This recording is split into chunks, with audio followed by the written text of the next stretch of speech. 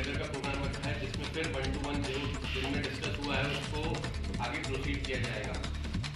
एक कार्यक्रम वहाँ पर हम लोगों ने विशेष करके आप पत्रकार बंधु सब को मालूम ही है कि हमारा देश कैसे प्रगति कर रहा है, और इस प्रगति में इस सरकार ने पिछले कई वर्षों से एमएसएमई की महत्ता को समझा है और एमएसएमई को आगे बढ़ाने के लिए विभिन्न पॉलिसीज आ रही हैं।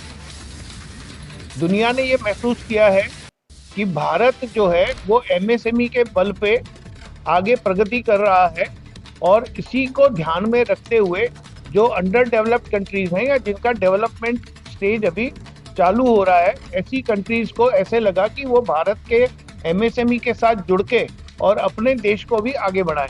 तो इसी कड़ी में कई देशों ने हमारे जो एक्सपोर्ट का ग्रुप है और इनके साथ रेखा शर्मा है जो नोएडा की है, वो अलग अलग देशों में जाके और आईआईए की प्रगति और आईआईए की जो एमएसएमई सेक्टर का प्रोग्रेस है वो बताती हैं। तो उससे काफ़ी लोग इम्प्रेस हुए और ये हमारे अध्यक्ष जी ने महसूस किया कि हम लोग इसका क्यों ना फ़ायदा उठाएं कि भारत का नाम इतना हो रहा है दूसरे देशों में। तो ये कॉन्क्लेव एमएसएमई कॉन्क्लेव है, इसको प्लान किया गया।